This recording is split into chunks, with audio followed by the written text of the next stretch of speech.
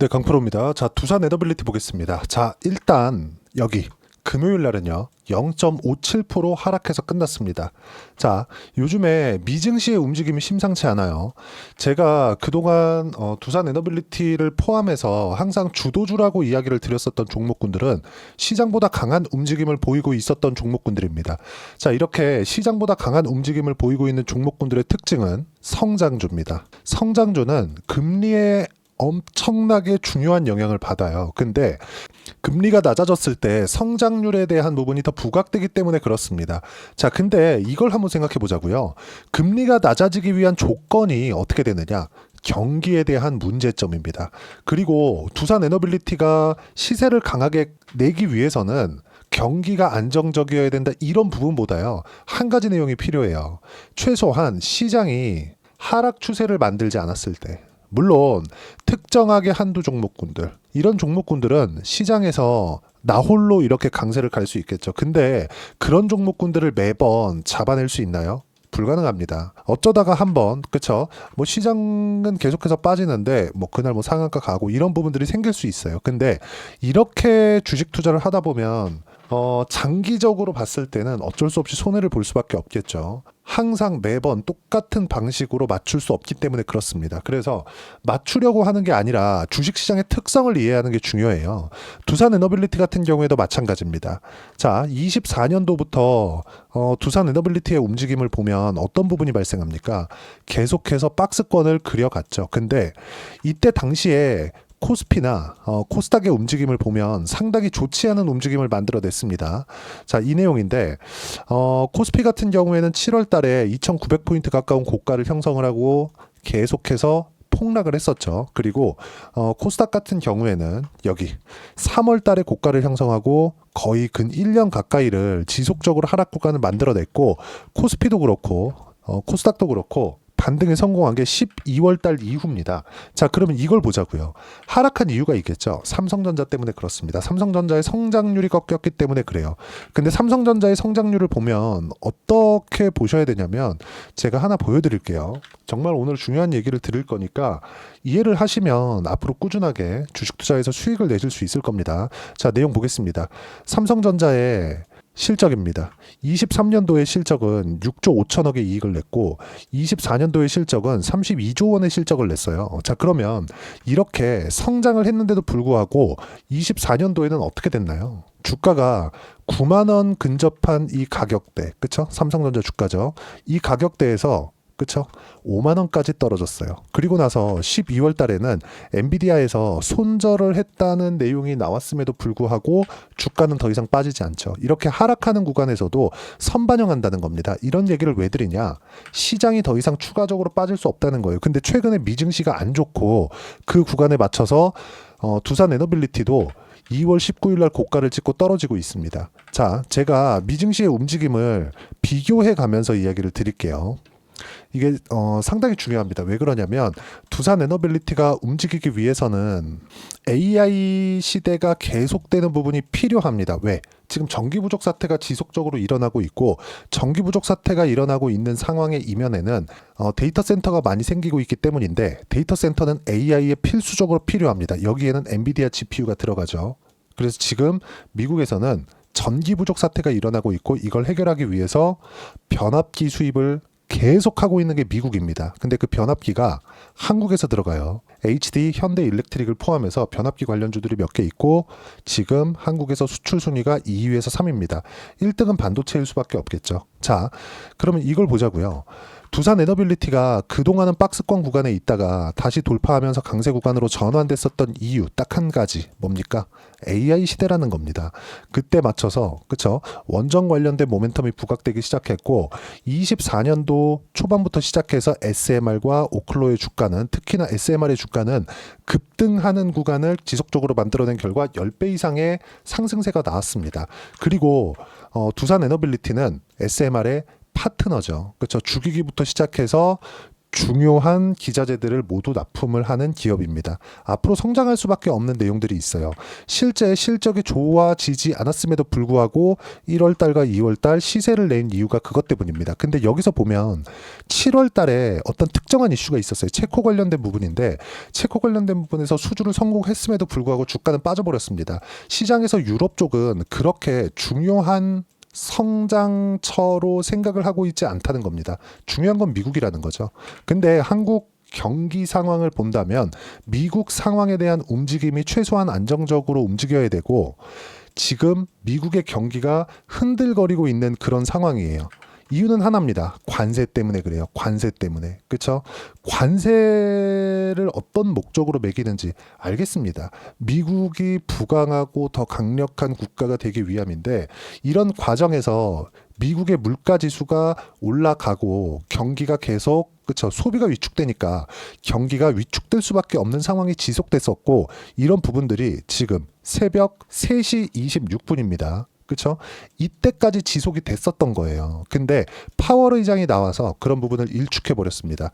자, 첫 번째 고용 탄탄하다. 그렇죠? 고용 탄탄하고 지금 현재 경기 관련된 문제는 없다. 그리고 2%의 인플레이션을 도달하는 데까지 울퉁불퉁한 구간이 있겠지만 2%까지 가는데 전혀 문제 없다. 그동안 시장에서 관세 때문에 인플레이션이 오고 소비가 위축되겠죠. 그러면 인플레이션이 오면 소비가 위축되니까 그럼 소비가 위축되면 경기가 위축될 수 있겠죠. 그렇죠? 이 두 개 더하면 뭐예요? 스태그플레이션입니다. 이런 미국 경기에 대한 문제를 안고 있었던 거예요. 뭐 지금처럼 불확실한 정치적인 문제를 봤을 때 저는 뭐 정치적인 내용 같은 건 잘 모르겠습니다. 근데 일단 윤석열 대통령이 이야기를 했었던 부분은 원전을 되살리겠다. 그리고 실제 체코 원전에 대한 수주까지 따냈죠. 그리고 이쪽에 대한 지원이 이루어지기만 한다면 두산 에너빌리티의 주가는 당연히 올라갈 수밖에 없는 상황이 만들어지고 다시 말씀드리지만 이게 미국까지 연결이 된다면 저가부터 시작해서 10배 이상의 주가 상승이 가능하고요. 이런 부분들을 우리는 SMR의 주가를 보고서라도 알 수 있다는 거죠. 자, 내용 한번 보겠습니다. 실제 SMR의 주가를 보면 어때요? 여기 24년 초반부터 시작해가지고 거의 한 10배 이상의 주가 상승이 나왔는데 이런 이유는 SMR의 실적 자체는 엄청나게 좋거나 그렇지 않아요. 근데 왜 이런 상황이 벌어지느냐? 미래 가치가 좋아지는 부분을 반영하기 때문에 그렇습니다. 자, 그러면 여러 가지 시장의 문제점이 있지만 최소한 중요한 한 가지. 미국은 안정적으로 움직여야 된다. 하락 추세를 만들면 안 된다는 겁니다. 주가가 계속 올라가야 돼. 이런 부분을 이야기를 드리는 게 아니에요. 최소한 미국의 경기가 등락이 있겠지만 침체로 빠지지 않아야 됩니다. 그래야 미국이 하락 추세로 바뀌지 않아요. 근데 최근에 아까 전에 보여드렸지만 나스닥 지수를 포함해서 미국 지수가 떨어졌었던 이유는 한 가지 내용 때문에 그렇다는 거죠. 관세로 인한 소비 위축과 경기 침체로 움직일 수 있는 부분. 근데 그런 부분을 파월 의장이 나와서 일축해버렸다는 거죠. 굉장히 긍정적인 내용으로 보셔야 되고 이런 부분이 다음 주에 적용이 될 겁니다. 미국 시장은 지금 변동성 구간에 있기 때문에 앞으로도 변동성이 커질 겁니다. 하지만 이런 변동성은 주식시장에서 필수적으로 필요하다. 가장 중요한 건 뭐예요? 미국의 경기 침체가 올 수 있는 부분이 있느냐. 근데 파월 의장이 나와서 그런 부분을 일축해버렸다는 점. 그리고 미국 시장의 지표들도 그런 부분들을 가리키고 있습니다. 미국은 쓸데없는 이야기를 하는 게 아니라 데이터를 가지고 이야기를 하고 있기 때문에 이런 부분을 감안하면 다음 주에 두산에너빌리티의 주가는 이제 바닥을 딛고 올라갈 수 있는 상황이 나올 수 있다. 자, 그리고 아까 전에 말씀드렸던 부분 나스닥 지수를 비교해서 보면 정확하게 하락하는 부분 그렇죠? 그리고 하락하는 부분이 동일하게 적용이 되는 걸 볼 수 있죠. 자, 두산에너빌리티는 자, 좀 키워서 보여드리겠습니다.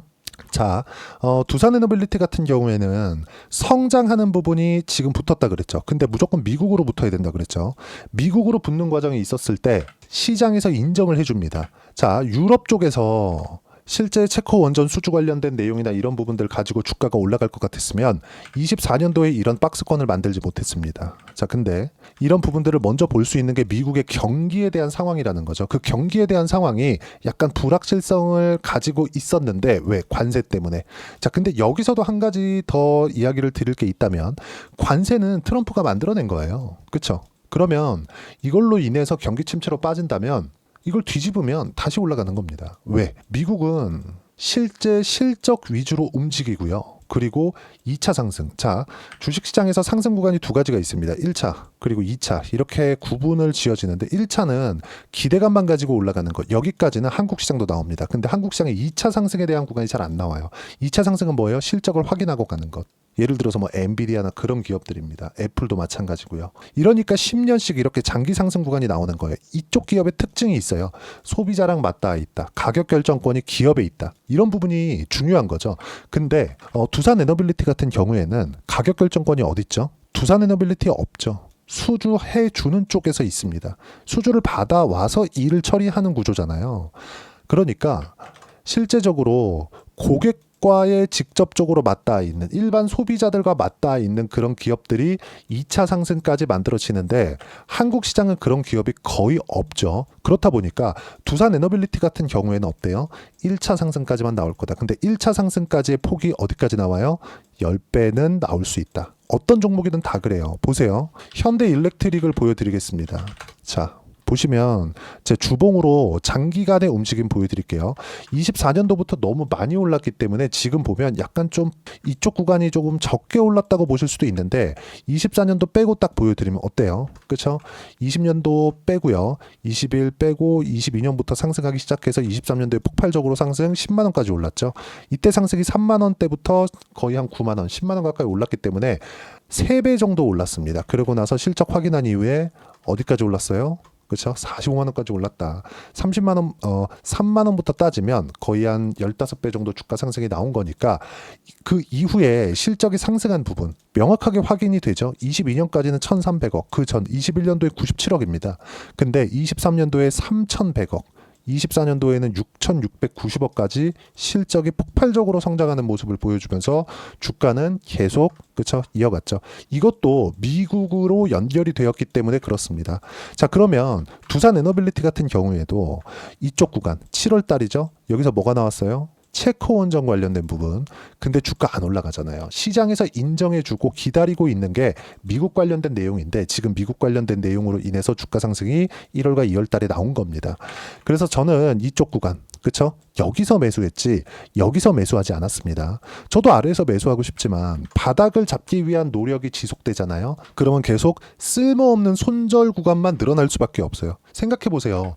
주가가 올라가기 위해서 아니 반대로 내려가는 구간에서는 실망 매물만 가지고도 내려가죠. 근데 올라오는 이렇게까지 가파르게 올라오고 이 구간을 돌파하는 과정에서 뭐가 나왔어요? 거래대금이 1조 원 이상의 거래대금이 며칠에 걸쳐서 연속적으로 터지죠. 이게 뭐예요? 매집 구간입니다. 세력들의 매집 구간이 신고가를 돌파하는 구간에서 나왔다는 거고 지금 조정을 받고 있는 이유는 아까 전에 말씀드렸었던 나스닥의 관세 관련된 불확실성 경기 관련된 불확실성이 불거졌었는데 지금은 파월 의장이 그런 부분을 일축해버렸다. 굉장히 긍정적인 내용이 나온 거고요. 다음 주에는 두산에너빌리티가 22평을 수렴해 있는 상태이기 때문에 다시 매수 타점을 잡아야 되는 부분이 있고 저는 목요일 날부터 매수 구간을 잡아가고 있습니다. 지금 22평도 이탈을 하고 미증시도 상황이 안 좋은 데다가 관세 관련된 내용들이 거의 뭐 뉴스를 도배하고 있다 보니까 굉장히 불안함에 떨고 계실 겁니다. 근데 이런 불안함은 다음 주면 이제 없어질 수 있고 이 구간에 맞춰서 내가 가격대를 어떻게 잡아가야 되는지가 정말 중요하다. 그리고 그 가격에 대한 부분을 제가 여기 시장과 함께 소통방에서 무료로 공유를 해드리고 있습니다. 자, 내용 보면 3월 7일이죠. 금요일 날 장 끝나고 나서도 어떻게 그랬죠? 한국 시장 주도주 위주의 하락세 이틀째다. 시장보다 강했던 종목군들이 약세를 보이는 이유는 미증시 때문이다. 아까 전에 제가 두산에너빌리티와 미증시의 움직임을 같이 대놓고 비교를 해드렸죠. 똑같이 움직이고 있어요. 유럽 쪽에 체코 원전 관련된 내용으로 인해서 그런 부분들이 그렇게 중요하지 않다는 겁니다. 자, 내용 계속 보시면 미국이 약세를 보이는 이유, 경기 침체가 발목을 잡고 있다. 근데 경기 침체 관련된 내용을 파월 의장이 나와서 일축해버렸다고 말씀드렸죠. 중요한 점, 경기 침체가 만약 온다면 트럼프가 의도한 것이다. 저는 이걸 10년물 국채금리를 낮추기 위한 작업으로 보고 있습니다. 자, 해결책은 트럼프의 목적을 밝힐 필요가 있다. 누가 밝혀야 돼요? 트럼프가 밝혀야 돼요. 자, 근데 우리가 여기서 상식선에서 생각해 볼게요. 트럼프는 미국을 부강하게 만드는 게 목적인데 경기 침체를 일부러 만든다? 특정한 목적이 없다면 상식적으로 불가능한 내용이죠. 그렇죠? 이 자체가 장기간 유지되지 않는다는 겁니다. 그래서 우리는 계속해서 미국과 연결되어 있는 기업들의 매매 구간을 잡아야 됩니다. 하지만 신고가 이후에 그래서 주도주를 꾸준하게 공략해야 되고 바이오, 원전, 조선, 로봇 이 안에서만 매매를 해야 됩니다. 그 중에 하나가 두산 에너빌리티예요. 한국에서 원전 관련된 기업들이 여럿 있죠. 근데 정확하게 실무를 담당하는 건 두산과 두산 에너빌리티밖에 없습니다. 실무 쪽은 두산 에너빌리티에서 담당하고 연결지어서 두산까지만 매매가 가능하다. 이런 부분들을 소통방에서 매매한 결과 쭉 올려서 보시면 자, 내용 보시면 보세요. 3월 6일 같은 경우에도 레인보우 로보틱스 로봇 최근에 많이 올랐죠. 시장보다 강한 움직임 보이고 있죠. 어때요? 빠르면 내일부터 매수 예정이다. 알고 있으세요. 다음 주에 이제 매수 구간 잡아 드릴 겁니다. 소통방에서 실시간으로 타점 공유해 드릴 거고 쭉 올려서 보시면 어때요? 삼성중공업 15% 수익 중. 관세 피해 갔죠? 왜? 트럼프가 필요하니까. 현재 15% 수익 중이고요. 몽땅 보유하면 된다. 그리고 두산 에너빌리티 3월 5일 날부터 매수한 결과 지금 비슷한 가격대에 있습니다. 이쪽 구간에서 우리가 무조건 타점을 잡아야 되고요. 이런 모든 내용들은 소통방에서 무료로 공유를 해드리고요. 그리고 실시간 타점도 함께 공유를 해드리고 있으니까 구독과 좋아요 눌러주시면 무료 입장 가능하고요. 댓글 하나씩 달아주시고 입장 링크를 공유해드릴 수 있게 여기 010-8713-1916으로 구독이라고 문자 보내주시면 소통방 입장 링크 순차적으로 공유를 해드리도록 하겠습니다. 어떤 종목이든 가격이 가장 중요합니다. 그런 부분들을 소통방에서 실시간으로 이해할 수 있게 아까 전에 보여드렸죠. 시장 내용과 함께 이야기를 드리고 있고요. 소통방에서 진행하고 있는 내용을 가지고 매매를 했을 때 어느 정도까지 수익을 볼 수 있는지 그 내용은요. 자, 제가 조회를 눌러가면서 보여드릴게요. 그쵸? 조작이 불가능하다는 것을 보여드리기 위해서 이야기를 드리는 거고 수익 구간 보세요. 74% 언제 샀어요? 신고가에. 지금 두산 에너빌리티 어때요? 신고가입니다. 이런 부분들을 꾸준하게 공략할 수 있어야 돼요. 여기 보시면 두산 에너빌리티 같은 경우에도 마찬가지입니다. 그쵸? 이쪽에서 체코 원전 관련된 기대감에 의해서 주가 상승이 나왔고 이때도 1조 원 이상 거래가 터졌지만 제가 매수 구간을 잡았죠? 근데 체코 원전 그 발표 이후에 떨어졌어요. 그쵸? 큰 수익 못 냈습니다. 4%밖에 수익 구간을 못 만들었어요. 근데 이번에도 마찬가지죠. 매수 구간 잡았고 신고가 가고 떨어졌을 때 확인했을 때 또 매수를 했습니다. 다음 주에 다시 추가 매수 타점을 잡을 예정이고요. 아직까지 전량 보유하고 있습니다.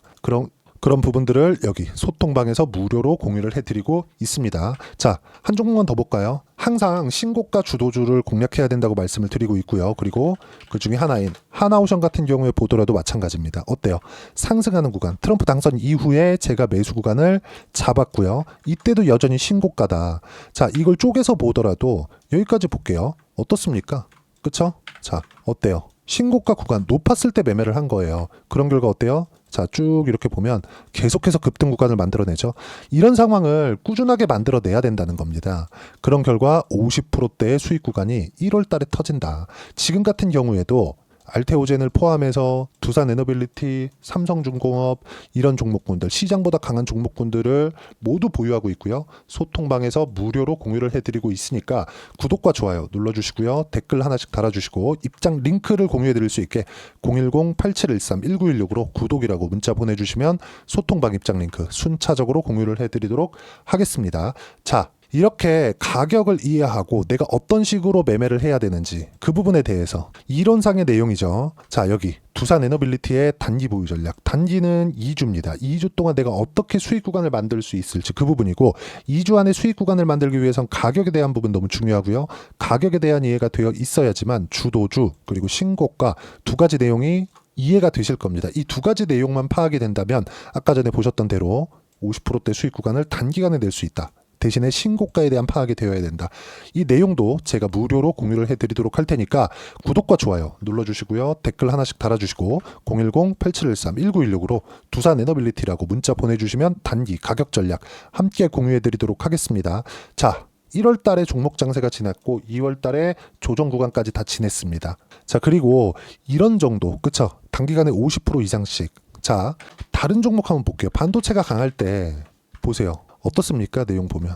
그쵸? 신고가 구간에서만 매매 구간을 꾸준하게 이어가죠. 그런 결과 25%, 14%쭉 내려보면 어때요? 26%, 22% 이렇게 수익 구간이 꾸준하게 발생을 하는데 이렇게 매매하기 위해서는 아까 전에 말씀드렸던 대로 신고가에 대한 이해가 필요하고요. 이런 부분들이 어렵다면 소통방에서 무료로 타점에 대한 부분을 공유를 해드리고 있지만 최근에 시장이 너무 어려운 구간으로 달려가고 있고 미증시도 굉장히 어려운 구간에 있기 때문에 3월 달에 어떤 종목을 매매를 해야 되는지 제가 딱 한 종목만 준비를 해놨으니까 영상 끝까지 시청하시고요. 모든 분들이 성공 투자하셨으면 참 좋겠습니다.